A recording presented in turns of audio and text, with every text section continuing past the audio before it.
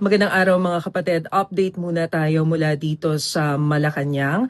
Pinag-aaralan ngayon at ikinukonsidera ng pamahalaan yung paghiling ng emergency powers para kay Pangulong Bongbong Marcos. Ito ay kung sakaling magdire-diretso yung pagtaas ng presyo ng produktong petrolyo. Ito naman yung ipinaliwanag ni Finance Secretary Frederick Go dahil alam naman natin na mataas yung tensyon sa Middle East ngayon na isa sa mga pangunahin talagang source ng petroleum products ng Pilipinas.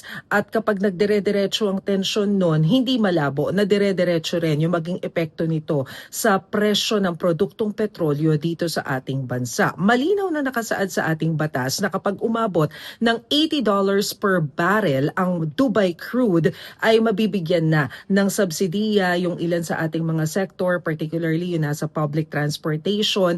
At sa press briefing nga kanina, sinabi ni Pangulong Bongbong Marcos na tinitingnan nila yung ibang mga interventions na pwede nilang gawin, gaya ng pagbibigay nga ng diskwento dyan sa mga public transportation natin, kahit yung mga ordinary workers, pinag-aaralan kung ano nga yung pwedeng maibigay na tulong. Pero ang sabi ni Pangulong Marcos, isa doon sa mga na-bring up ay yung pagbibigay ng authority sa Pangulo para mabawasan yung excise tax dito sa mga petroleum products. Pero bago mangyari yan, kailangan kausapin muna ni PBBM ang House of Representatives at saka yung Senate leadership nang sa gayon ay mapag-aralan kung ano nga ba yung dapat gawin tungkol dito. Pero sabi nga ni PBBM, wala pa namang kasiguruhan yan. Nandito pa lang tayo sa stage na pinag-aaralan yung mga posibleng intervention sakaling magkaroon tayo o lumala pa yung problema pagdating sa presyo ng langis. Pero ang paliwanag dyan ni Secretary Go ganito.